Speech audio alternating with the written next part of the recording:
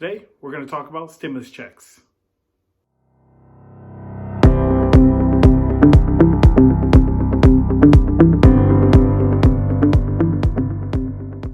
What's up, everybody? Antonio Gonzalez here, your host of the Financial Bear Show. Today, we're going to talk about stimulus checks. So first and foremost, the first thing you need to figure out and determine is what your AGI is, or your adjusted gross income. And here's a video on how to determine that and how to find that on your 1040 2019 or 2018 tax return. Okay, so this is how you look up your 2018 AGI, or adjusted gross income. So you're just going to go to section 7, adjusted gross income. And that figure right there in section 7 is your AGI. Now, looking up your AGI for 2019 is slightly different. You're going to look for section 8B. So that is going to be right there. So that figure right here in 8B, that is your AGI, or adjusted gross income. So the AGI is actually going to be based off of 2018 or 2019. Now, the determination is if you filed or not. So if you already filed for 19, they're going to base it off of 19's AGI. Or if you haven't filed already, they're going to use it off of 2018 AGI. Great. Now that we determined what your AGI is and where to look for it, let's discuss eligibility. Now, if you're a single person making $75,000 or less, you're eligible for the full $1,200. Now, let's say if you're a married couple. If you're a married couple making $150,000 or less, you're eligible for the full $2,400. Now, there are phase-out periods in which we're going to discuss in the next video.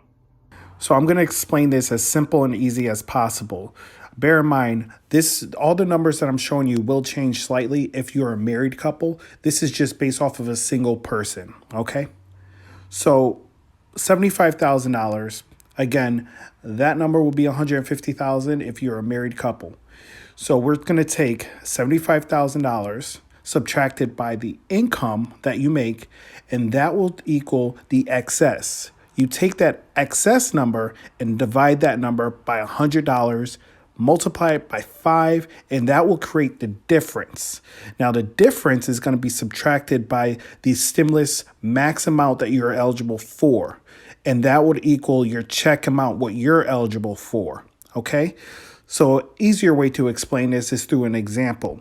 So let's say if you made $80,000 and you're a single person, and you subtract that $75,000 from the 80, and that will leave you with $5,000. That $5,000 is now the excess, which now we divide that by 100, multiply that by 5, that will equal $250. So that is your difference. So we take that $250 and we subtract it by the $1,200, and that will leave you with $950. That is your stimulus check amount if you make $80,000. Okay, so what about the children? So you get an additional $500 for each child that you have that is under the age of 18. So here's another quick video showing you exactly how that breaks down and how that works with the stimulus check. So this is my example. So you have 2 adults and 1 child. A married couple, in order for them to fully receive the $2,400 full stimulus check, they would have to make $150,000 or less. And as I explained, the phase out period begins for them at $150,000 and above. So in my example here, this couple makes $180,000. So you subtract the $150 from the $180, and that will leave you $30,000.